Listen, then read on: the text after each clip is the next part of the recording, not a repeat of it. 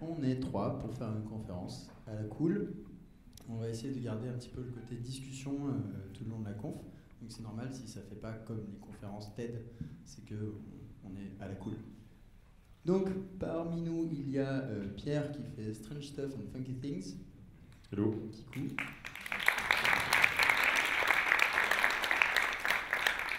En plus d'être incroyablement beau, il est aussi professeur, non pas professeur, il est enseignant-chercheur à l'Université Paris 8. Paris 7. Ok. En fait, c'est un fail complet. Ouais. Tu veux que je le fasse ou Ouais, vas-y, présente-toi, c'est mieux. Je suis maître de conférence à l'Université Paris 7. C'est aussi mon blog Strange Stuff and Funky Things. Et je suis le fondateur aussi de Vidéosciences, qui fait partie du Café des Sciences, qui est une plateforme dédiée à la vulgarisation scientifique et francophone. Et c'est grâce à lui que je fais de la vulgarisation aussi. Un peu. Bon, pas que. Ça va. On a aussi Syllabus qui va se présenter elle-même, sinon je vais encore dire des bêtises. Ah ouais, tu me drops comme ça. Non mais je sais pas, j'évite de faire des bêtises quoi. Okay. Donc ouais, moi c'est Viviane, je fais une chaîne Syllabus qui parle de science sur le grand monde de l'internet mondial. Et dans la vraie vie, je suis aussi doctorante au Québec, mais je suis française, j'ai un accent, c'est normal. Et je travaille sur la biomécanique de la colonne vertébrale, pour faire simple. Voilà. La biomécanique, mais comme si ça avait un rapport avec ce dont on va parler aujourd'hui. Oh, peut-être. Et donc moi je suis Léo Grasset, je fais une chaîne qui s'appelle Dirty Biology et je parle de pénis. Voilà. Bon résumé. Donc le sujet de la conférence aujourd'hui c'est pourquoi marche-t-on sur 2 pattes et pas 4 ? Alors, premièrement, il faut savoir qu'on ne sait pas. Deuxièmement, c'est compliqué. Merci de votre attention. Salut. Merci à tous. Salut. C'était bien. Revenez. Bon, en vrai c'est compliqué, hein, c'est pour de vrai c'est compliqué. Donc c'est pour ça le côté discussion aussi, c'est parce qu'en fait il n'y a pas de réponse définitive pour l'instant de la part de la communauté scientifique, donc ça serait un peu abusé que nous on ait une réponse ferme. Voilà. Dans la biologie, il y a 2 sortes de questions. Il y a les grandes questions importantes non résolues, genre qu'est-ce que la vie, d'où vient la conscience, ce genre de truc, où est-ce que j'ai rangé mes clés. Et il y a les grandes questions non résolues, mais petites, enfin comment dire, les petites questions non résolues, genre pourquoi est-ce que les femmes ont un orgasme, qui est encore un mystère scientifique actuellement, pourquoi les zèbres ont des rayures, et pourquoi est-ce qu'on marche sur 2 pattes. Voilà. Et donc là on est dans la deuxième catégorie, les petites questions. Si on fait une sorte d'historique de la bipédie, donc on peut partir il y a 10 millions d'années, donc là c'est Nakalipithèque, il y a des millions d'années, il n'était pas tout à fait bipède.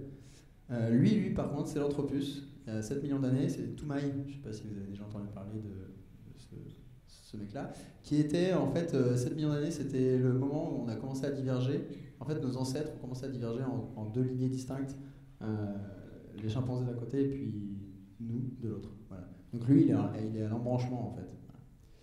Et on avance un peu.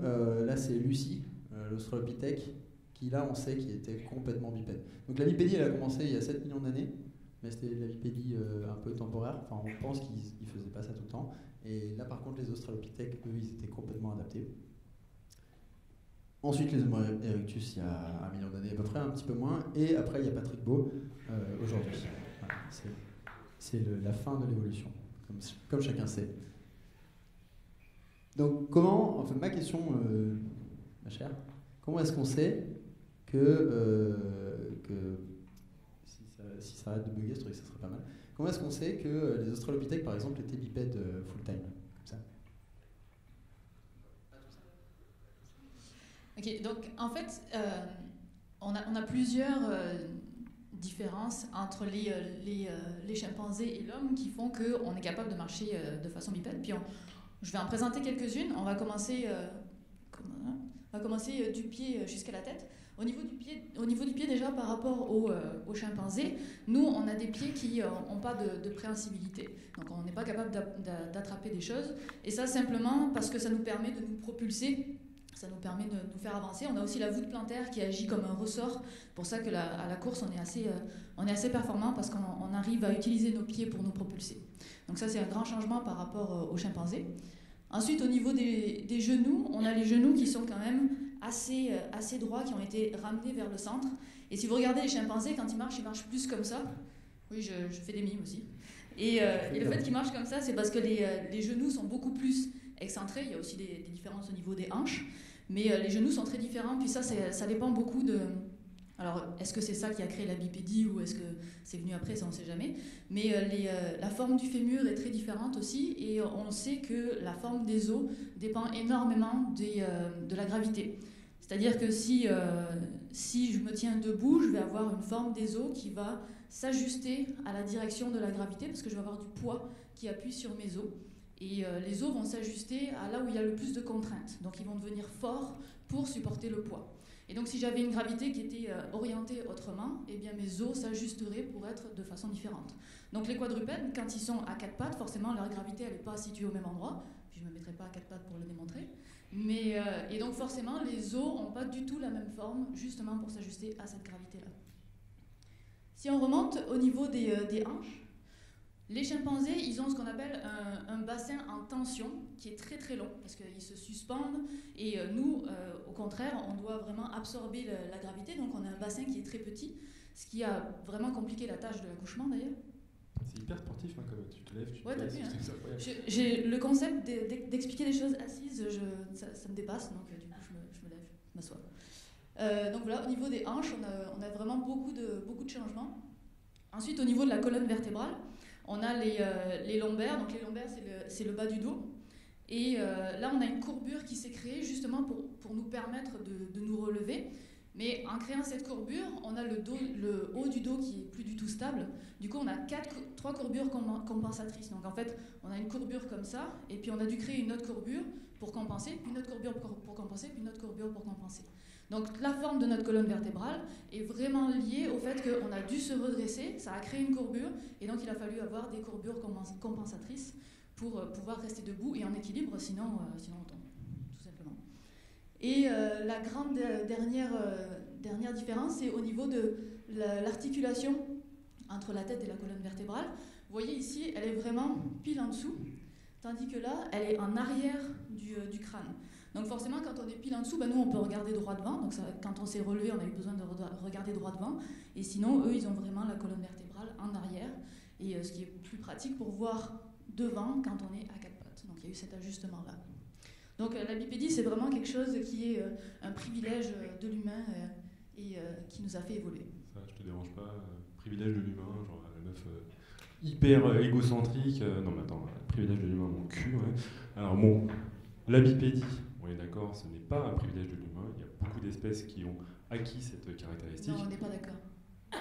Comment ça, on n'est pas d'accord ? Tu veux un exemple ? Ça part bien, cette conf. Ok, d'accord, on est parti. Là, tu vois, bon, je vais te prendre un exemple, mais vraiment pris au pif.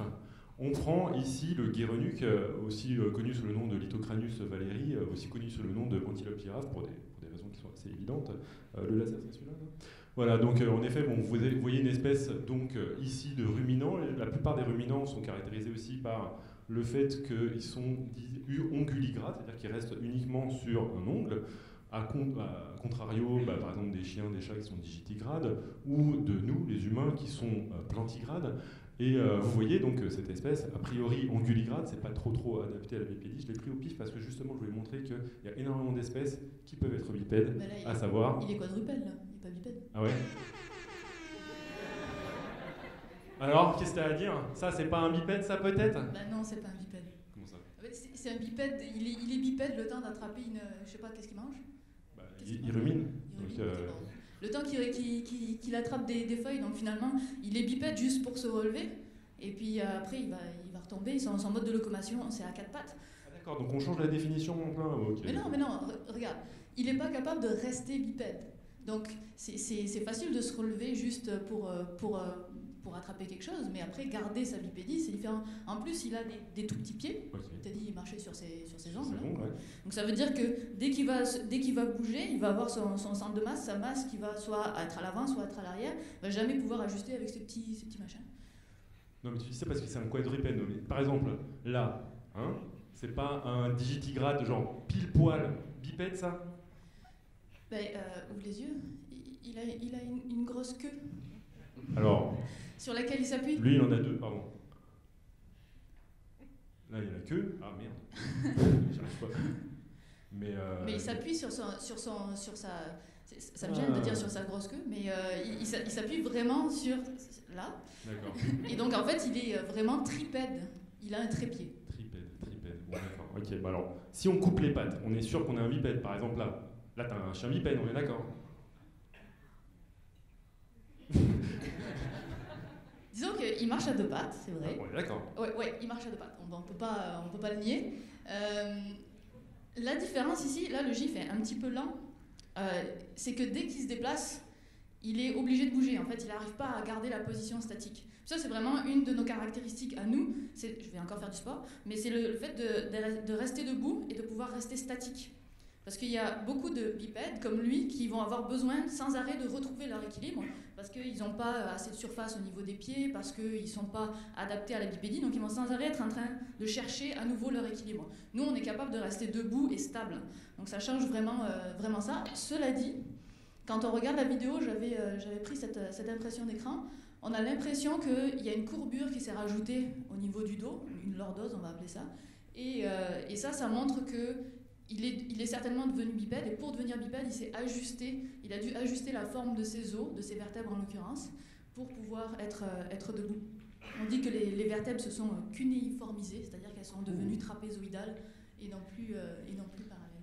Ça vaut beaucoup au Scrabble, je gagne beaucoup au Scrabble avec ça. Mais du coup, j'ai bien compris. Donc si on a quelque chose, une sorte de bipédie dans lequel on a une situation, la station ne peut pas être restée bipède, on ne peut pas le considérer bipède. Du coup, moi, un animal que j'allais mettre, le pangolin, c'est pas vraiment un bipède, parce que sitôt qu'il s'arrête, il va se remettre sur quatre pattes. Tant pis pour toi, petit pangolin.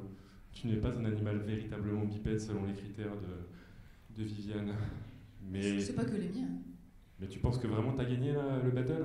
Je pense que j'ai pas... Je pense que oui. Ok, alors, rép à ça. Qu'est-ce que tu peux dire sur les oiseaux? Qu'est-ce que tu peux dire sur les gerboises? Alors...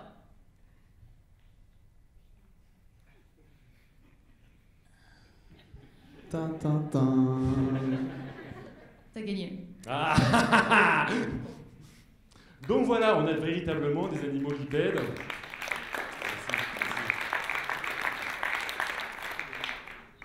Et non seulement ils sont bipèdes, mais en plus ils sont bipèdes vraiment de manière beaucoup plus stylée que les humains. Il suffit de voir ça, voilà, ça c'est la vraie bipédie, quoi. Et ils peuvent explorer ces animaux, que ce soit les oiseaux et les gerboises, des climats et des substrats totalement différents. Notamment, là, vous avez quand même un oiseau qui est capable d'esquisser des pas sur une surface qui est gelée. Nous, si on le faisait, on se pèterait la gueule, ce serait une catastrophe. Notamment parce qu'ils ont une bipédie adaptée, dans les dizaines de milliers d'espèces d'oiseaux, à différents substrats et donc des différentes bipédies. Là, on a une bipédie totalement visible chez les gerboises. Donc, je précise, les gerboises sont des mammifères, ça n'a rien à voir avec les oiseaux. Donc, ici, une convergence évolutive, l'acquisition indépendamment au cours de l'évolution d'une bipédie. Et ici, vous voyez que la gerboise, elle a une bipédie de type sautillante. C'est pas un terme scientifique, mais je l'aime bien quand même. Et ça reste une bipédie. On a exactement tous les critères que tu m'as donnés pour faire une bipédie. Qui plus est, donc là vous étiez concentré, parti sur la bipédie uniquement humaine, mais qui plus est, les oiseaux, ce sont aussi des animaux qui sont bipèdes depuis bien plus longtemps que les humains. La bipédie qu'on a découvert chez les oiseaux, si vous ne savez pas, voilà, je peux vous le faire découvrir, les oiseaux, ce sont les seuls dinosaures qui nous sont parvenus à l'heure actuelle, ça veut dire que les dinosaures actuels, ce sont des oiseaux, ce qui veut dire qu'on est capable de voir des dinosaures qui étaient eux-mêmes bipèdes bien avant les humains. On a eu des dates tout à l'heure fournies par Léo, c'était absolument incomparable par rapport aux 125 millions d'années dans lesquelles on pouvait retrouver par exemple un T-Rex. Ou ici, on est capable de savoir qu'ils étaient bipèdes en regardant les dépouilles, notamment en voyant que ça, a priori, ça ne va pas être un quadrupède. Vous avez déjà vu un T-Rex, si vous le mettez par terre, ça ne va pas chevaucher comme ça, donc on est des bipèdes. Et d'autre part, on a trouvé même des traces fossiles dans une science qu'on appelle l'ichnologie, c'est-à-dire l'étude des traces qui restent, et on est capable de voir des empreintes fossiles qui nous montrent qu'on avait véritablement des animaux bipèdes. Mais c'est pas tout, hein. C'est pas les seuls à avoir été bipèdes. Il y a deux autres espèces qu'on peut retrouver qui étaient des espèces bipèdes bien avant les dinosaures eux-mêmes, comme par exemple ce lézard, Euparkeria capensis, qui était un lézard bipède, ou encore, alors là peut-être ça va plus vous surprendre, Carnifex carolinensis, qui est un crocodilien. Ce qui signifie que là, on a un fossile de crocodile qui était bipède. Il y a un moment où la Terre était remplie de crocodiles bipèdes. Ça, après, je ne veux pas faire des cauchemars, je ne sais pas ce qu'il vous faut. Et ce qui est fascinant avec ça, c'est que ça ouvre la possibilité qu'à un moment, il n'y avait que des crocodiles bipèdes et qu'après, ils sont retournés à quatre pattes. Donc, end of the game, merci. Ça va, faut pas trop. C'était cool. Mais du coup, en fait, ça répond pas du tout à la question de la conférence. Pourquoi est-ce que nous, on marche sur deux pattes? Bon, c'est quand même sympa. Donc, en fait, pourquoi la question, poser une question en pourquoi en biologie, ça veut dire qu'on fait de l'évolution, en fait. Ça veut dire qu'on cherche les raisons évolutives, les forces de sélection, je vais expliquer ça après, qui ont gardé le caractère qui est apparu au hasard. J'explique. Donc, en gros, on voit pas les traits, eh oui. J'étais censé refaire les traits en blanc, mais bon, comme je suis un feignant. One job, Léo, one job. Donc en fait, là, ce qui se passe, c'est qu'ici, on a un ancêtre, et puis l'ancêtre, il a plein d'enfants. Et en fait, chaque enfant est un peu différent parce qu'il y a des étoiles. Là, les étoiles, c'est des mutations. C'est des événements qui arrivent au hasard. Bon, des fois, ça donne des trucs cool, mais des fois, en fait, ces enfants, ils meurent, ou ils n'arrivent pas à se reproduire, ou bref, ils passent pas ce qu'on appelle le filtre de la sélection. Et il y en a d'autres qui, eux, le passent, et qui font eux-mêmes des enfants. Et leurs propres enfants vont muter, etc., etc. Et de génération en génération, en fait, la couleur, vous voyez ici, elle change. Et au bout de quelques générations, notre descendant, qu'est-ce qui se passe? Non, pardon. Non, je croyais que j'avais entendu un super commentaire, mais en fait non. Du coup, la couleur de l'ancêtre, en fait, a complètement changé en quelques générations. Et ça, c'est un processus, donc, d'une, des mutations qui créent de la diversité, et de deux, la sélection qui sélectionne les bons variants, les bons traits. En tout cas les traits adaptés, pas forcément bons mais adaptés, pour qu'à la fin on ait toute une génération qui est complètement différente de départ. Donc si on prend en fait le cas de la bipédie, au départ on a un ancêtre, on reprend ce modèle là avec de la sélection et tout ça, au départ on a un ancêtre qui est quadrupède, en grande partie quadrupède, peut-être que de temps en temps il fait un peu de bipédie pour rigoler, mais il est surtout quadrupède comme les chimpanzés actuels, et à la fin on a Patrick Beau. Et en gros, nous, quand on se pose une question en pourquoi, on essaye de savoir pourquoi est-ce qu'on est bipède. En fait, quand on pose la question en pourquoi, on essaye de savoir qu'est-ce qui a fait que les blancs, là, ils n'ont pas réussi à survivre, et qu'est-ce qui a fait que les gris foncés, ils ont réussi à survivre. Donc bref, en fait, on cherche ce qui a favorisé, en quoi la bipédie a été un avantage. Voilà. Okay, en quoi ça favorisait les ancêtres qui l'avaient par rapport aux ancêtres qui ne l'avaient pas. Voilà. Donc c'est pour ça qu'on pose un pourquoi. Et donc, les biologistes ne sont pas en manque d'imagination, ils sont plus en manque d'argent, hélas. Et donc ils ont proposé plein d'hypothèses, donc plein de pourquoi, plein de bonnes raisons qui auraient pu expliquer en quoi la bipédie est avantageuse ou l'était pour nos ancêtres. Donc ils ont proposé plein de trucs. Nous on va parler de celle-là, donc on va pas parler de pratique pour barboter, parce qu'en fait l'histoire, c'est que ça. Donc, l'idée, c'est que la bipédie est pratique pour marcher dans l'eau. Oui, parce qu'en fait, on a la tête en dehors de l'eau et du coup, on évite de mourir. En fait, c'est l'hypothèse, c'est que pendant.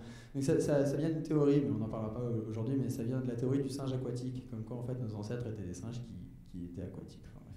Donc, c'est une pseudo-théorie. On ne va pas en parler, mais on va parler de toutes les autres et on va essayer de les évaluer et voir si elles ont un intérêt ou pas. Mais tout ce qu'il faut retenir au final, c'est que pour l'instant, il n'y a pas de consensus réel. Il y a des hypothèses qu'on peut vraiment jeter parce qu'elles ne sont pas bonnes, il y a des hypothèses qui sont un peu plus sérieuses, mais pour l'instant, il n'y a pas une seule hypothèse qui est favorisée par les chercheurs. Voilà. Donc, première hypothèse, montrer son aubergine. C'est pour ça que c'est la slide de Léo. Hein.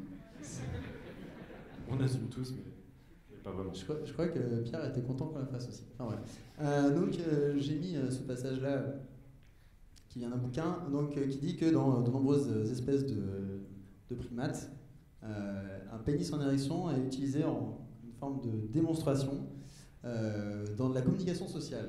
Donc on communique socialement avec son pénis en érection. Et dans certaines espèces comme les bonobos, les chimpanzés, les tamarins, les capucins, tout ça, un pénis en érection, ça peut être aussi considéré comme une invitation à faire du sexe pour les femelles. C'est « Salut, je suis prêt, tu viens ?» Et certains chercheurs, notamment Maxine Sheets-Johnson, qui ont même suggéré que la bipédie avait été favorisée parce que justement elle permettait de montrer tout le temps un pénis en érection ou pas, donc ce qui aurait été favorisé. Alors là, on va entrer dans le domaine de la psychologie, enfin c'est quasiment de la psychologie évolutionniste. C'est en gros, les femelles auraient favorisé les mâles qui étaient un peu plus bipèdes parce qu'ils montraient plus souvent leur pénis en érection et donc. Ça se voit que je trouve pas ça sérieux quoi. Voilà, en gros c'est une sorte de sélection sexuelle parce que les mâles ils auraient pu mieux montrer leur stature et donc voilà, les femelles auraient préféré et donc ces mâles auraient eu plus d'enfants que les autres, etc. De génération en génération, tout le monde aurait été bipède pour montrer son sgeg. Cependant, Voilà. c'est pas si aberrant que ça, parce que même s'il n'y a pas nécessairement l'opportunité de montrer son sexe, il y a le fait que les animaux, la plupart des animaux, doivent se mettre en bipédie pour pouvoir se reproduire. Donc cette station debout pour pouvoir montrer son sexe, on peut envisager que ce soit lié au fait que de toute façon, l'animal, enfin le mâle en tout cas, va devoir se mettre debout pour pouvoir se reproduire. C'est très très important, notamment chez... voilà, là vous avez les... j'ai porcupine, mais porc-épic, tout à fait. Porc-épic, pour qui c'est presque salutaire de devoir se mettre debout, parce que sinon il s'empale sur les pics de la femelle. Ou les gros animaux, mais bon là je suis en train de montrer plutôt un fail, qui a besoin de se mettre en bipédie, alors que c'est vraiment pas adéquat pour leur mode de locomotion normal. Voilà, donc il y a d'une certaine manière une liaison qui peut y avoir entre la reproduction sexuelle et éventuellement une bipédie pour montrer son sgeg, mais voilà, c'est tiré un peu par les cheveux. Ouais, un peu. Auquel vous deux n'y croit là. Voilà. J'y crois pas trop. Pourtant, j'étais plutôt enthousiaste à la base. Mais bon. Deuxième hypothèse qui a été proposée cette fois-ci par un musicologue et donc pas par un biologiste, mais bon, après tout le monde peut en faire, hein, la biologie c'est cool. Son hypothèse c'était que quand tu regardes beaucoup de sociétés, la danse et notamment les danses synchronisées sont aussi des trucs de guerre. Par exemple, ça c'est des Zoulous, en bas on a les Haka néo-zélandais qui sont issus à la base de danse militaire en fait. Et en haut, ça doit être. Alors j'ai oublié le nom de la danse, mais c'est les îles Samoa. Et donc, c'est aussi c'est les mêmes peuples que les Maoris à quelques petits trucs près. Donc voilà. Donc on retrouve une sorte de patron comme ça, un schéma que la danse peut être utilisée pour impressionner l'adversaire. Alors lui, ce qu'il proposait, c'est qu'en fait, la bipédie avait été sélectionnée parce qu'elle permettait de faire peur en fait aux prédateurs ou aux compétiteurs des tribus d'en face. Bref. Et voilà, donc c'est une sorte de signal d'agression, quoi. Un signal de attention, je ne vais pas me laisser faire. Mais ouais, mais carrément, le signal de toute façon de se mettre en bipédie pour pouvoir effrayer des prédateurs ou d'autres rivaux notamment, c'est hyper important. Là, vous voyez par exemple les célèbres combats de sabre laser de l'ours polaire. On peut voir, on verra moins parce que le réchauffement climatique, etc. Donc de fait, les rivaux vont se mettre en bipédie tout d'abord pour envoyer un signal d'intimidation et ensuite éventuellement se mettre sur la gueule, qui est beaucoup plus efficace quand on se met de manière bipède, parce que là, bam, la branlée. Ce qu'on peut voir bien sûr chez les ours polaires, mais aussi chez les célèbres lièvres à gants de boxe, comme on le voit ici. Ici le tamanoir, on a ce genre de comportement aussi, sauf que c'est pas nécessairement pour des rivaux, ça peut être aussi pour des prédateurs de manière générale. Et à vrai dire, cette bipédie, on peut penser qu'elle est nécessairement sur les pattes arrière, mais ça peut être tout à fait sur les pattes avant, comme c'est réalisé pour la moufette. Alors cette fois-ci, il y a une sorte de raison pour laquelle elle va se mettre sur les pattes avant, c'est d'une part pour pouvoir avoir ses glandes anales vers le haut, ce qui fait qu'on peut projeter une petite lampée de suc anneau, comme on dit. Suc anal. Suc anal, en fait j'improvise, mais... Et surtout montrer cette magnifique fourrure qui offre ce qu'on appelle un signal aposématique, c'est-à-dire un signal qui est retenu par les éventuels prédateurs et qui est ensuite compris par le prédateur comme un signal genre « Ah, je vois ça, la dernière fois j'ai pué pendant 3 semaines, j'ai pas pu niquer, je me bats ». Yes, alors effectivement, c'est assez intéressant, on en parlera peut-être tout à l'heure, mais là c'est dur, une hypothèse comme ça, c'est vrai que pour les humains c'est vachement, c'est souvent utilisé quoi. Tu te redresses quand tu veux, enfin tu le sais, voilà, exactement, voilà. À chaque fois qu'on se tape dans la rue, et Dieu sait que ça arrive souvent, donc tout le temps comme ça, et après la question c'est savoir est-ce que c'est la bipédie qui a favorisé ça ou c'est juste parce qu'on était bipède qu'on en a profité pour utiliser ça, tu vois.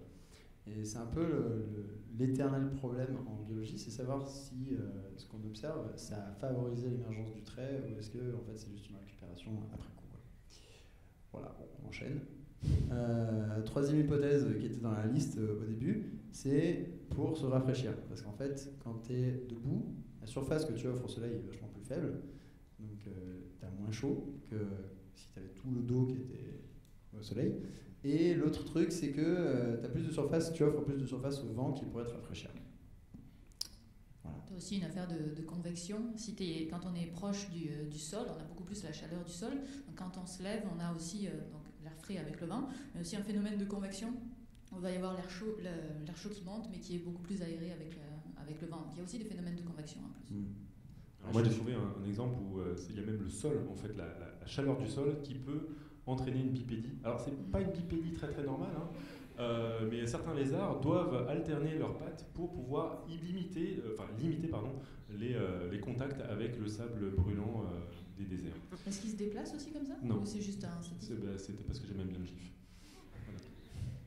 Le truc, c'est que est-ce que le fait de choper moins de coups de soleil peut vraiment servir comme ce qu'on a vu, une pression de sélection qui va vraiment différencier ceux qui sont un peu plus droits de ceux qui sont un peu moins droits? C'est-à-dire, est-ce que si tu es un peu plus droit, tu auras plus d'enfants et tes enfants eux-mêmes auront plus d'enfants que si tu es un peu moins droit? Je ne sais pas si en fait la force au niveau de la sélection est suffisante pour que ce trait-là soit... Voilà. Est-ce que c'est assez intéressant finalement pour que... Mais là, tu parles des coups de soleil, mais moi je voyais plutôt comme la chaleur, la chaleur, oui, le oui, chauffement du corps, chaleur, et puis on ne peut plus avancer à partir du moment où on a trop chaud, quoi. Et puis même le cerveau, à un moment donné, déconnecte. Ouais, peut-être un rapport avec le cerveau à trouver. Quatrième hypothèse, Georges Clooney. Donc la quatrième hypothèse, c'est souvent... alors, toutes ces hypothèses, en fait, elles sont souvent dans un package qu'on dit... c'est les théories basées sur la savane, parce que finalement, on sait que nos ancêtres sont passés d'un milieu plutôt forestier à un milieu plutôt ouvert, donc savane, hautes herbes, tout ça. Et donc, ce package d'hypothèses qui va notamment à la thermorégulation, donc le fait de se rafraîchir mieux, c'est quand on n'a plus le couvert végétal, eh ben, il faut trouver des façons de se rafraîchir, effectivement. Savoir si c'est en se mettant debout qu'on règle le problème ou pas, je sais pas, tu vois. Mais notamment dans cette hypothèse-là, enfin dans ce contexte, voilà, le fait de se mettre debout, ça permet aussi de voir au-delà des hautes herbes, ce qui est plutôt pas mal pour voir les prédateurs ou les rivaux ou autres. Donc là encore, l'idée c'est plus on est droit, plus on survit, enfin, mieux on survit, et alors que ceux qui sont tout... Là, ils ont les hautes herbes au niveau des yeux, quoi. Ouais, mais ça tient pas trop la route parce que notamment là, il y a beaucoup d'exemples chez les animaux dans lesquels on va se retrouver avec une bipédie qui est du coup temporaire, juste pour pouvoir spotter. On n'a pas besoin de se déplacer pour pouvoir voir les prédateurs de loin. C'est le cas par exemple des très célèbres suricates, où la plupart des écureuils qui doivent se mettre sur un piédestal pour pouvoir voir les prédateurs de loin, se mettre en bipédie et généralement faire leur affaire, c'est-à-dire bouffer des petites noisettes. Et dès qu'il y a un prédateur, hein, voilà, comme c'est passé pour l'exemple du gif de droite, oh fuck, et puis il se bat. Ouais, c'est un peu inventé. Mais ouais, effectivement, voilà, il n'y a pas besoin d'avoir toutes les adaptations morphologiques dont tu parlais et d'être bipède à temps plein pour juste regarder loin, en fait. Ok, oui, ça fait un exemple, parce qu'on donne aussi pas mal d'exemples sur la bipédie terrestre, mais il y a aussi des exemples aquatiques, c'était juste pour pouvoir caler ça, a priori ça n'a absolument rien à voir avec le reste. C'est juste que la bipédie, elle peut être utilisée dans certains animaux pour pouvoir se camoufler. Mais alors ça, c'est très très spécifique chez des animaux avec 8 tentacules, du coup, ici donc des céphalopodes, des pieuvres, et qui vont se camoufler en adoptant cette locomotion bipède tout en gardant le reste des appendices locomoteurs dans une posture qui leur permet de ressembler soit à des algues, soit à un gros caillou. Alors après, les prédateurs sont un petit peu cons parce qu'il y a un caillou qui bouge quand même. Et alors, est-ce que c'est la dernière hypothèse, peut-être donc ça a été observé chez des chimpanzés qu'ils se mettent souvent bipèdes pour trimballer des objets, et surtout de la bouffe, parce qu'ils font des espèces de campagnes pour aller récupérer de la nourriture, des fruits ou des petits animaux qu'ils ont chassés, et ils les ramènent au camp, en fait, là où tout le monde vit. Donc ce qui a été hypothétisé, ça se dit, c'est que finalement la bipédie a été sélectionnée parce qu'elle permettait de trimballer des objets sur long terme, mais surtout des ressources. Et des enfants. Ou des enfants, par exemple. Mais bon, en même temps, les enfants, chez la plupart des primates, ils se débrouillent vraiment bien pour accrocher. C'est assez rigolo, tu vois souvent des babouins, par exemple, les petits, ils sont à cheval sur leur mère, en fait. Et comme elle a 4 pattes, justement, ils peuvent s'asseoir et rester tranquille, profiter du voyage, quoi. Donc, bon. Les 10 pingouins. T'as dit les pingouins? Les babouins. Les babouins. Oui, mais alors pareil, on a des exemples dans lesquels cette bipédie, elle va être adoptée pour une locomotion, et du coup là, ça correspond un petit peu cette idée-là. C'est chez certains animaux qui se trimballent avec des outils, et ça va être le cas, par exemple, très célèbre du castor, qui, pour pouvoir amener ses brindilles, va devoir trouver un moyen de les apporter tout en allant un petit peu plus loin. Alors, le problème, c'est que ça reste temporaire et qu'il n'y a pas tout l'apanage des adaptations qu'on a pu voir, par exemple, chez les gerboises, chez les oiseaux, ah oui, et chez les humains aussi. Et sinon, les ratons laveurs aussi sont capables d'avoir ce genre de locomotion, que ce soit pour généralement laver leurs aliments, mais pour avoir cette position debout pour laver leurs aliments, mais aussi pour généralement chipper des croquettes à des chats et se barrer comme des ratons laveurs, quoi. Ok, mais alors le problème de cette hypothèse-là, c'est que la bipédie, elle a commencé à apparaître il y a 7 millions d'années, et elle est devenue vraiment très connue, enfin vraiment très importante autour des australopithèques. Et les premiers outils, on en voit dans le registre fossile qu'à partir d'il y a 2 millions d'années, 2,5 millions. Donc il y a cette espèce de trou là qu'il faudrait réussir à expliquer avec cette hypothèse. Donc, ça, en gros, clairement, si la bipédie elle a commencé à être utilisée ici, c'était pas pour les outils, quoi, puisqu'ils ne les avaient pas encore. Pour le transport de la nourriture éventuellement. Peut-être, ouais. Est-ce qu'on peut repérer tous les outils aussi? Si on voit un caillou, on sait que c'est un outil ou... Ben non, c'est ça le problème aussi. C'est peut-être qu'il y a des trous, peut-être que les outils qu'on a vus ici, en vrai, il y en a peut-être ici à ce moment-là, mais on ne les a pas encore découverts, quoi. C'est possible. Non, c'est ça la dernière hypothèse. Et la dernière hypothèse, c'est vraiment une. Mais ça, c'est plus toi qui vas nous l'expliquer, peut-être. C'est. Ou pas, c'est pas grave. C'est que vraiment, en fait, la bipédie, c'est quelque chose d'extrêmement efficace pour marcher longtemps, loin. Et la course aussi, on est très très efficace pour courir. Et que peut-être ça a tout simplement été sélectionné parce que c'était un moyen de transport très efficace par rapport à la quadrupédie. Pour montrer ça, ils ont fait marcher des chimpanzés à 4 pattes et à 2 pattes sur des tapis roulants en mesurant l'oxygène qu'ils consommaient comme une sorte d'indicateur de l'énergie qu'ils dépensent pour marcher. Et oui, ils se sont rendus compte qu'on est 75% plus efficace que les chimpanzés quand on marche. Donc on peut marcher 75% plus longtemps avec la même énergie. Voilà. Rien que mécaniquement, je pense qu'il y a d'autres raisons qui sont des raisons métaboliques aussi du fonctionnement du corps, mais ce que je disais tout à l'heure, ils avaient les genoux écartés, que donc ils marchaient un petit peu comme des pingouins, forcément, en déplaçant sans arrêt sa masse d'un côté à l'autre. Pardon, des manchots. En déplaçant sa masse à chaque fois d'un côté et de l'autre, ça demande beaucoup d'énergie de devoir le déplacer, tandis que nous, on a un centre de masse qui reste assez rectiligne. Donc c'est sûr que rien que ça aide. Mais même par rapport en plus à leur quadrupédie, c'est-à-dire que par rapport à leur bipédie, c'est sûr que leur bipédie elle est incomplète, donc on est plus efficace qu'elle, mais même par rapport à leur quadrupédie, on est plus efficace aussi. Donc peut-être qu'effectivement la bipédie a été sélectionnée pour ça. Ouais, c'est vrai.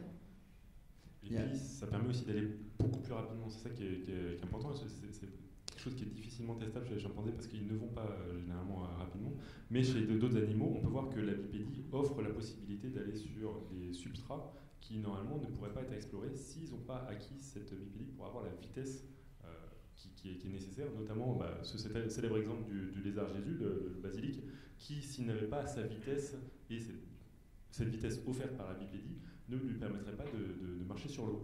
Et c'est le cas d'ailleurs d'un grand nombre de lézards qui appartiennent au même groupe que celui des lézards basiliques, qui utilisent cette technique de bipédie pour aller plus vite et pour échapper à leurs prédateurs. Vous voyez à droite là, c'est la même chose, mais là par contre sur un exemple qui est un petit peu plus what the fuck, c'est-à-dire que c'est chez les blattes qui normalement sont à 6 pattes, mais qui vont adopter la bipédie pour aller plus vite. C'est-à-dire qu'elle reste seulement sur 2 pattes, parce que c'est le moyen le plus efficace d'atteindre les vitesses les plus rapides pour fuir un prédateur. Donc ça a été fait dans un test où on a mis une blatte sur un tapis roulant. Donc voilà, test normal, quoi, le boulot des scientifiques. Une journée normale dans un labo. Ok, donc on est arrivé un peu à la partie où on va essayer de savoir quelle est la bonne hypothèse et laquelle on va faire sortir du loft. Si on en revient un peu à ce concept de bipédie, il y a quand même des exemples dans lesquels, si toi tu pensais pas à cet exemple, on a vu le chien, mais il y a aussi un ours qui peut adopter ce moyen de locomotion, alors que, a priori, il l'a pas appris. C'est vraiment quelque chose. La bipédie, elle est aussi acquise chez l'humain. Quand on naît, on ne naît pas, on n'a pas les adaptations morphologiques pour pouvoir marcher. D'ailleurs, la première chose qu'on dit, c'est la première étape, c'est quand le bébé va tenir sa tête. Mais au début, il ne tient pas sa tête parce qu'il manque de muscles, évidemment, mais il a aussi sa courbure cervicale qui n'est pas encore présente. Donc, il peut difficilement mettre sa tête au-dessus du cou. Donc, il va avoir ses muscles qui vont se développer, ses vertèbres qui vont s'ajuster, mais donc il va avoir ses colonnes vertébrales qui vont se créer petit à petit. Il va être capable de marcher qu'une fois qu'il a ces 4 courbures dont je parlais tout à l'heure aussi, qui lui permettent de marcher.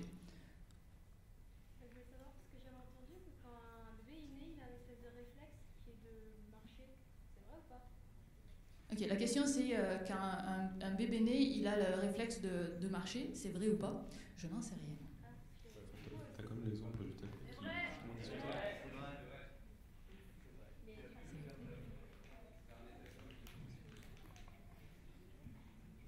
En fait, si tu veux, tu as une marche automatique qui fait que si tu tiens le bébé et que tu le fais un peu pencher en avant, il va avoir le réflexe d'avancer les jambes pour marcher, mais il n'a pas les muscles pour marcher tout seul, quoi. Ok, mais au-delà, alors je répète parce qu'il y a peut-être des gens qui n'ont pas entendu que c'est ça, il a le réflexe de marcher, il va pas avoir les muscles pour le faire, mais moi je pense aussi qu'il n'a pas la morphologie osseuse pour le faire non plus. Donc ça, il faut qu'il y ait ces courbures qui apparaissent. Les bébés aussi, ils tanguent un peu d'un côté de l'autre. C'est encore le fait aussi que le fémur, les genoux sont pas encore rapprochés. Donc il y a beaucoup d'ajustements et on peut le voir avec le cas des enfants sauvages. Quelqu'un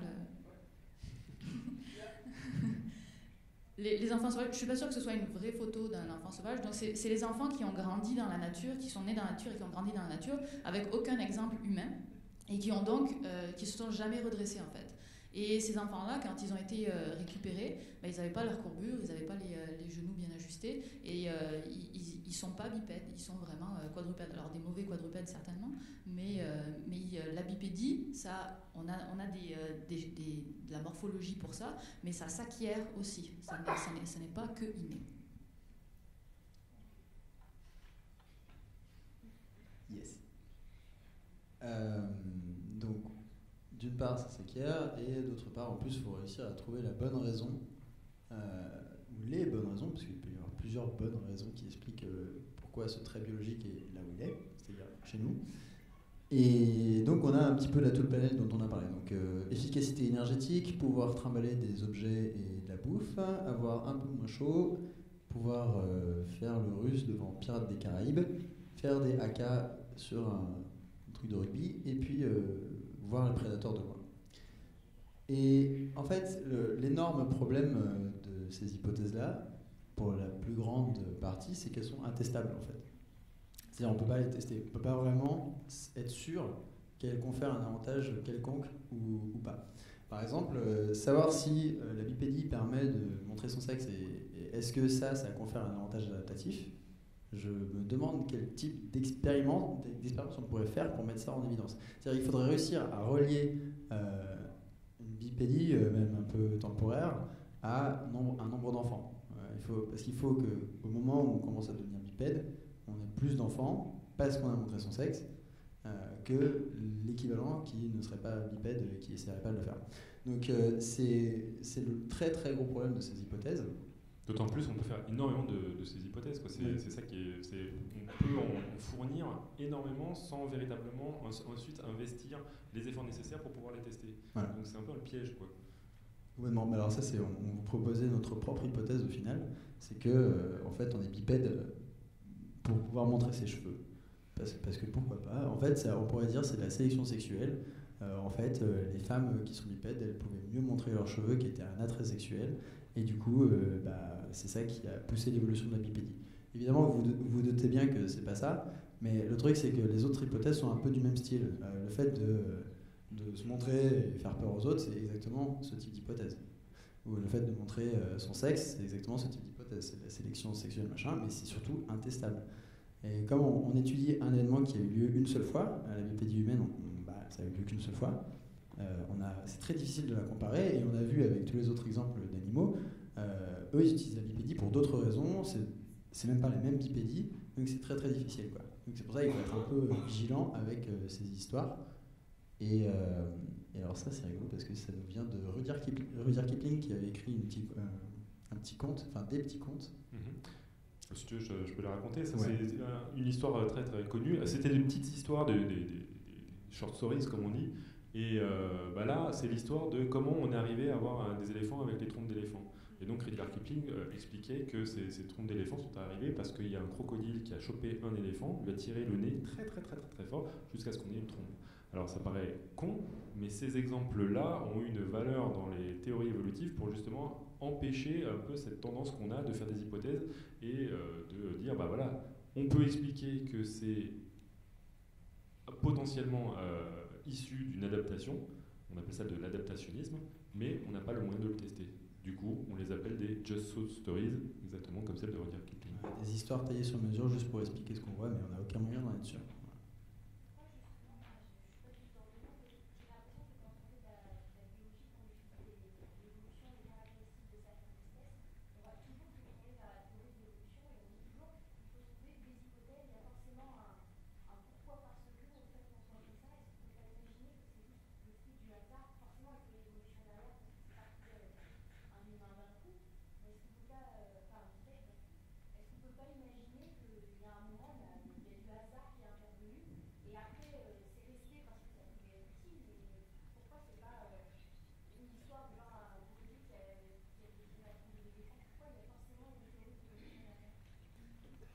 Alors, on va répéter la question, c'est pourquoi il y a eu nécessairement, on se demande pourquoi il y a eu nécessairement emploi de la théorie de l'évolution pour expliquer des formes qu'on voit aujourd'hui. Alors, la théorie de l'évolution, c'est pas seulement justement ces hypothèses d'adaptation, c'est aussi ce que tu disais, c'est on prend en compte la variation entre individus, déjà c'est au niveau d'une population, et on voit comment ces variations peuvent ensuite avoir potentiellement donné telle ou telle forme à l'heure actuelle. L'évolution, il faut juste prendre ça comme le terme, comment à partir d'un ancêtre on obtient des formes très différentes. L'évolution, ça n'a pas une direction privilégiée, ça explore un espace de potentiel, et dessus, il y a un mécanisme qui s'appelle la sélection naturelle, qui va, comme un tamis, sélectionner ce qui passe. Mais non, justement, c'est ça qui est intéressant, c'est que quand on passe à travers un tamis, on passe avec, d'une part, des variations qui permettent de traverser le tamis, mais énormément d'autres caractéristiques, des caractéristiques ancestrales, des variations qui ne sont pas sélectionnées, mais qui sont transmises à la descendance. Donc le mécanisme de l'évolution, ce n'est pas seulement cette sélection naturelle. La sélection naturelle participe à un tamis à travers lequel va passer des variations qui sont acquises aussi par le hasard. Oui, et puis tout n'a pas forcément de fonction aussi. Effectivement, comme tu disais, c'est pas forcément une adaptation.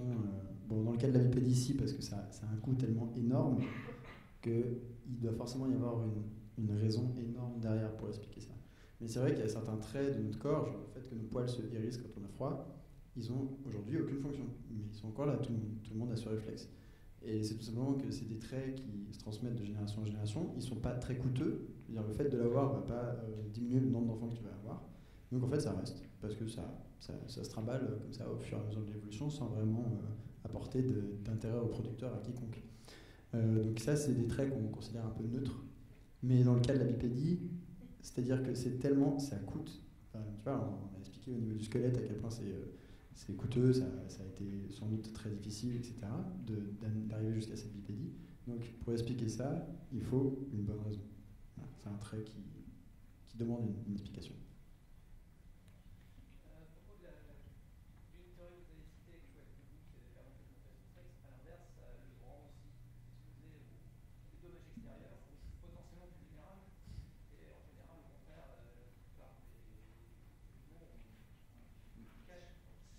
Dissimulent leur partie géniale, leurs organes reproducteurs pour justement pouvoir se reproduire. Et sinon, pour rebondir sur la question de mademoiselle, j'avais vu une fois dans les cours d'un professeur qui s'appelle Robert Sapolsky, je ne sais pas si vous connaissez, ses cours sont disponibles, il est à Yale, je crois, ses cours sont disponibles sur YouTube, il a toute une série de courses de biologie comportementale. Il expliquait dans un cadre de la théorie de l'évolution, concept qu'il appelait le spandrel. Je n'ai pas la traduction du terme. En gros, l'idée, c'est si vous construisez quelque chose avec des arches partout, un bâtiment avec des arches, vous allez avoir nécessairement des interstices entre les arches. Donc son idée, c'était qu'il peut y avoir des caractéristiques de l'évolution qui sont simplement des propriétés émergentes qui viennent du fait des pièces que vous employez. Si vous construisez quelque chose avec des Legos, vous allez nécessairement avoir des arêtes dans votre construction. Et que donc il pouvait y avoir des caractéristiques qui étaient des effets de bord nécessaires, qui étaient impossibles de ne pas avoir, dû simplement aux briques de base qui fonctionnent. Je comprends. En gros, des contraintes du simple fait que c'est des organismes vivants qui ont des cellules, qui font des protéines, et tout ça, ça aurait des contraintes sur nécessairement le possible. Voilà, c'est ça. D'accord. C'est à peu près l'idée, à différentes échelles, soit à l'échelle moléculaire ou plus. Oui, par exemple, ça c'est des concepts qui nous viennent toute une école de biologistes qui était un petit peu anti-adaptationniste. Il y a une espèce de petite guéguerre dans les années 80 entre Stephen Jay Gould par exemple et Dawkins qui étaient vraiment dans les deux camps. Dawkins étant très très adaptationniste et Gould étant plutôt lui d'origine paléontologue qui il voyait ça plus sur le long terme. Enfin, bref. Et en fait Gould justement a lancé un peu le concept d'exaptation qui est que par exemple dans le cas du pouce du panda qui était à la base, je prends une sorte de bêtise. À la base, c'était un truc pour la locomotion. Et en fait, les pandas ont ensuite utilisé ce pouce-là pour leur alimentation. Bref, nous, on le fait tout le temps.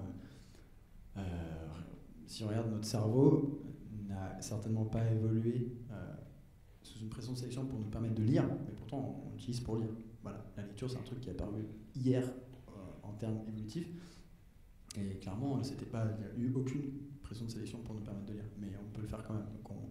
Donc oui, ça, c'est clair, ça existe, on peut faire de la récupération, l'évolution c'est du bricolage, mais là encore une fois, on parle d'un truc quand même assez intense. Je veux dire, la bipédie c'est... Pour la bipédie, ça peut clairement pas être ça. Ouais, il faut trouver une vraie sélection pour le coup. Oui. Pour la bipédie, justement, je me demandais si est-ce qu'il y avait moyen de savoir le régime alimentaire sur la frise chronologique, s'il avait pu changer. Merci. Si le régime alimentaire de nos ancêtres, ou en tout cas nos ancêtres communs avec d'autres espèces, avaient pu changer à partir de cette date-là. Et c'est-à-dire, on voit que les adaptations, l'outil à une certaine époque, mais aussi elle a parlé de la bipédie et du fait de se tenir debout permettait d'obtenir une vélocité suffisante pour attraper une proie.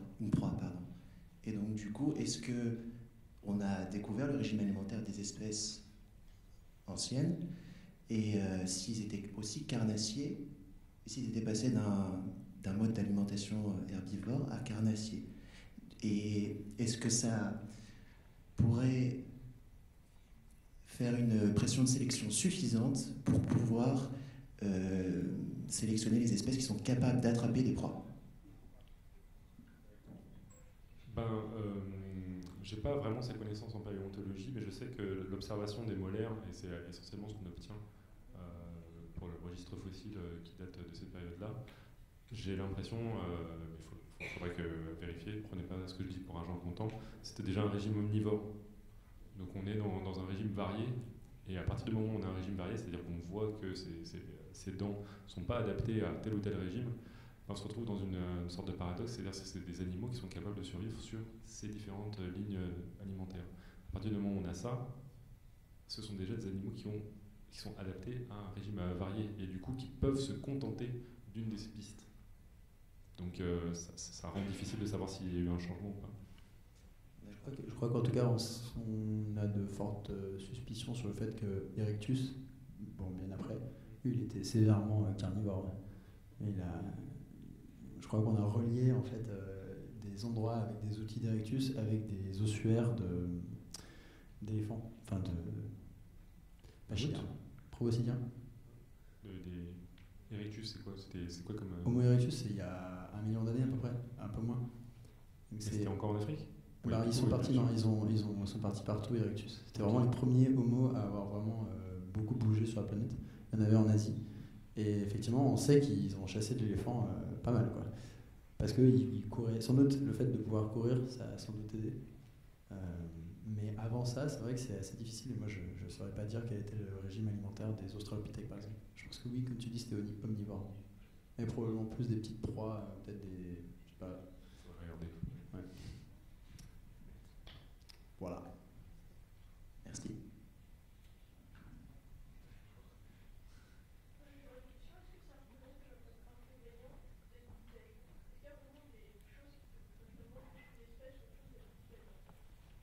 Bah, il y a un gros inconvénient pour l'accouchement. C'est devenu très difficile d'accoucher parce que le bassin est très étroit. Puis je suis sûre que les médecins là-bas pourront répondre mieux que moi. Mais je crois que le bébé est obligé de faire une rotation à l'intérieur du bassin pour pouvoir sortir. Donc en devenant bipède, on a aussi accepté d'avoir beaucoup moins de progéniture.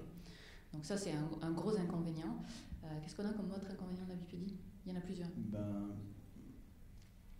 Je sais pas, je dirais juste, en fait, sans parler d'un inconvénient par rapport au quadrupède, c'est surtout que toutes les formes intermédiaires, elles ont l'air d'en chier, quoi. Tu vois, pour nous, en fait, on est bien, on peut couvrir tout et ça va, mais tu regardes un chimpanzé justement marcher, c'est pas hyper efficace. Le fait, par exemple, il y a un moment où tu dois perdre ta préhensibilité des pieds pour pouvoir être vraiment posé et avoir une bonne surface de contact avec le sol.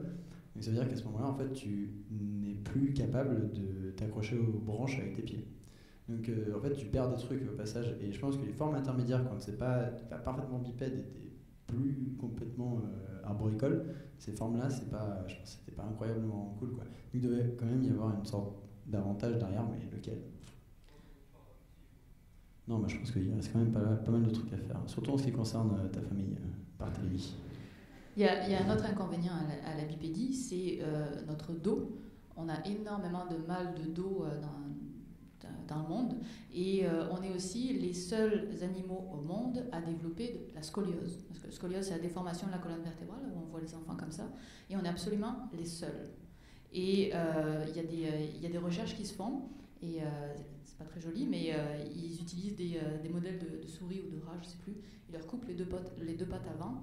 Elles sont obligées de devenir bipèdes et elles peuvent développer une scoliose. Donc c'est vraiment une maladie qui est liée à la bipédie et aussi à toute la colonne vertébrale, la façon dont elle est agencée, parce que les oiseaux, c'est pas pareil. Je sais.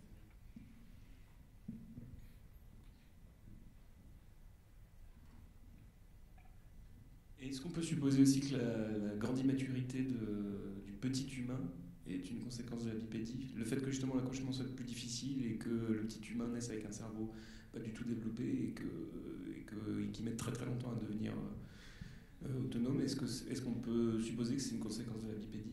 Alors, là, ça ouvre la perspective d'envisager que les humains soient une espèce néoténique, c'est-à-dire avec un prolongement de l'étape, on va dire, larvaire, bref, d'être enfant, quoi. Et pour garder ces caractéristiques le plus longtemps possible pour permettre justement un ralentissement de l'acquisition de caractéristiques adultes. Alors le problème, c'est qu'on est à peu près sûr que c'est le cas dans le sens qu'on peut voir cette différence par rapport aux chimpanzés, par rapport aux gorilles ou par rapport aux orang-outans. On est moins capable de le faire en mesure par rapport aux espèces fossiles. Et c'est ces données-là qui permettraient véritablement, à mon avis, de répondre à tes questions. Parce que si on pouvait voir que ce ralentissement, que cette néoténie était acquise chez des espèces qui étaient totalement arboricoles et pas bipèdes, bah du coup, ça complètement serait cette idée. Je pense qu'il faudrait explorer ça d'abord avant de pouvoir répondre correctement à ta question. Mais a priori, le fait que devenir bipède, avoir un petit bassin et un petit trou par lequel faire passer la grosse tête du bébé, oui, ça va. C'est clair que la bipédie, elle impose une contrainte sur les naissances, quoi. Donc peut-être que effectivement le fait que le bébé il doive sortir à un moment donné parce que sinon en fait il peut plus sortir et c'est embêtant d'être coincé à l'intérieur. Surtout à une époque où on pouvait pas faire de césarienne. Je pense que oui, ça a été une contrainte, quoi. Enfin, je sais pas si c'est dans ce que tu disais. Oui, c'est ça. Le truc, c'est qu'on n'a pas je pense pas qu'on ait énormément d'enfants des espèces qui étaient voilà. Même, et du coup, si eux avaient déjà un ralentissement et pourtant n'étaient pas bipèdes, bah là, ça offrirait la perspective. En gros, on aurait une contre-hypothèse. Mais quand on regarde les petits chimpanzés, par exemple, tu peux comparer. Bon, certes, tu peux comparer les formes fossiles, mais tu peux regarder les cousins. Et eux, a priori, quand ils sortent, ils sont plus ou moins bien cuits quoi, par rapport à nous. On est... Ouais, c'est pour ça qu'on sait maintenant que qu'on sait que les humains sont mnémotechniques. Mais pour savoir si ça a été une conséquence de la bipédie ou si c'était acquis indépendamment, c'est là où, à mon avis, une des meilleures pistes, c'est d'ouvrir le registre fossile. Après, il y a peut-être des moyens de tester, je sais pas. Oui. Et du coup, si je comprends bien, ça a aussi mis en péril la survie de l'espèce, parce que moment où pouvoir faire d'enfants du fait de la bipédie. C'est un peu contraire à la théorie de l'évolution de devoir pouvoir faire des enfants plus facilement. Alors c'est exactement, oui, finalement, voilà. à reprendre avec la remarque qui a été faite, c'est-à-dire que toutes les caractéristiques telles qu'on les observe maintenant sont des caractéristiques sur lesquelles ne s'appuient pas tout de suite les pressions de sélection. Et donc on peut s'imaginer, là tu te dis, bah, si ça a mis en péril parce qu'on voit tel ou tel défaut, c'est qu'on ne se rend probablement pas compte des pressions de sélection qui ont permis la transmission de ce caractère. Et donc tant que tu n'auras pas compris exactement laquelle des hypothèses privilégie ça, c'est cette acquisition de cette caractéristique et cette transmission de cette caractéristique, tu ne pourras pas te rendre compte d'une certaine manière de l'avantage qui était fourni par rapport à celui en effet de mettre ton espèce en danger. Il y a Primum qui est dans la salle qui veut réagir. Par rapport à la position. Attends, il y a un micro qui arrive.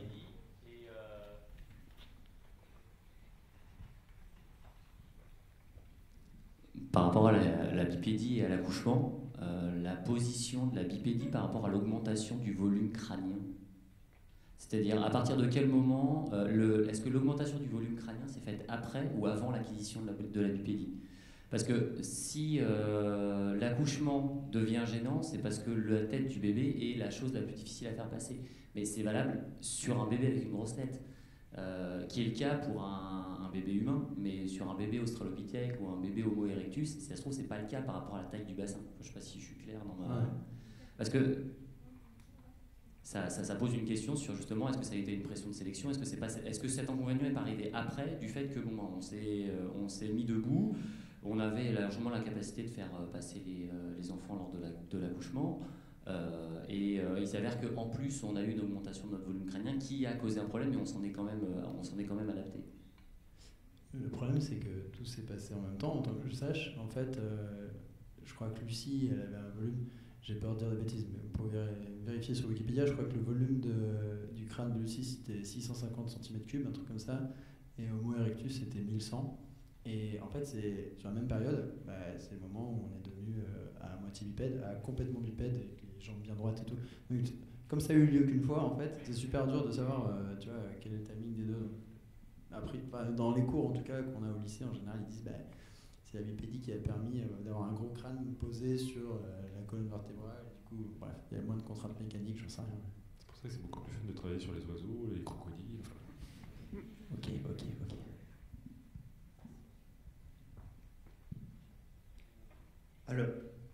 Alors pour le volume cérébral, je pense qu'il là-dessus, c'est assez difficile parce qu'avec certains cousins, comme les paranthropes, je crois qu'ils ont eu justement le volume cérébral qui a augmenté. Et ensuite, on a d'autres espèces, donc des cousins, donc je crois que c'est le Homo erectus aussi. Le volume cérébral a diminué. Et donc il y a eu vraiment tout au long de l'évolution de jusqu'à l'arrivée de l'Homo sapiens, une réduction et une augmentation de notre volume cérébral. Donc je ne sais pas vraiment si ça a vraiment une influence. Le côté difficile de l'accouchement, est-ce que la mort de la femelle était vraiment un problème? Ou est-ce que donner un enfant suffisait pour aider l'évolution et la procréation et donc la continuité de l'espèce? La mort d'une femelle, c'est toujours un énorme problème. C'est-à-dire que si ça se répète de façon généralisée, c'est un énorme souci. C'est-à-dire qu'il faut vraiment avoir une énorme pression de sélection derrière pour justifier ça. C'est-à-dire que les mères qui survivent avec le même trèfle, qu'elles puissent avoir plein d'enfants. Enfin, tu vois, c'est difficile d'avoir un coût plus élevé que justement la perte d'une mère en termes évolutifs. Donc, mais je sais pas si c'était si généralisé que ça en fait. J'ai pas de données sur. Ce qui est un peu compliqué avec cette question, c'est qu'on prend des espèces qui sont fossiles et on essaie de faire une tendance, mais ce qu'il y a, c'est que c'est déjà un registre fossile avec plus ou moins de spécimens, et surtout, c'est des branches séparées. Donc il faut envisager que c'est une variation autour du moyenne. Le plus important, c'est de se rendre compte quel était le volume par rapport à l'espèce qui faisait qu'on avait un problème à la naissance. Et ça va être spécifique à l'espèce, et non pas une généralité. C'est toujours à calculer au sein de cette espèce.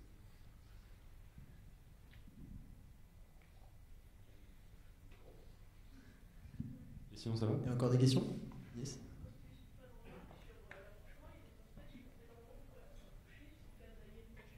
Et pourtant, ça influe pas tellement sur la survie de l'espèce, quoi, en elle-même. Ouais, mais c'est justement ce qu'on expliquait, c'est qu'en fait, certes, il y a une énorme mortalité et des bébés et des mères chez les INTHT, mais juste à cause de cette espèce de clitoris en forme de pénis là, par lequel c'est très très difficile de faire passer le bébé, le truc c'est qu'en échange de ce truc horrible, en fait elles ont un système anti-viol hyper pratique, parce que pour que le mâle puisse réussir à féconder la femelle, il faut qu'elle soit complètement d'accord. T'imagines de rentrer un pénis dans un pénis, un peu compliqué. Donc on n'a pas de système anti-viol plus efficace que ça, quoi.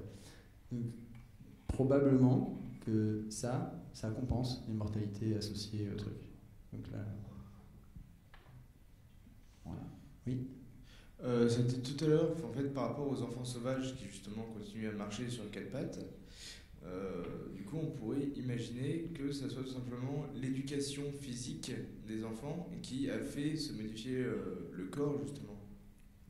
C'est sûr que s'ils n'ont aucun exemple bipède, ils vont pas se relever. Donc, mais aussi, il me semble, et là c'est plus vous qui allez dire, mais que l'humain a été beaucoup en communauté. Donc quand il évolue au sein d'une communauté où tout le monde devient bipède. Donc ça doit aider à montrer que il faut se relever pour acquérir les différences morphologiques pour être bipède, j'imagine. Mais du coup, ça ouvre la perspective que c'est quand même au sein d'une population qui a cette caractéristique de potentialité de bipédie.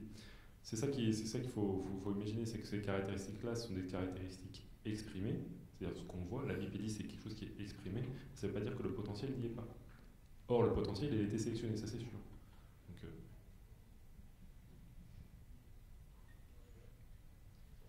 encore une question? Trop bien. Bon, c'est bon, on a fini alors. Super. Super, merci.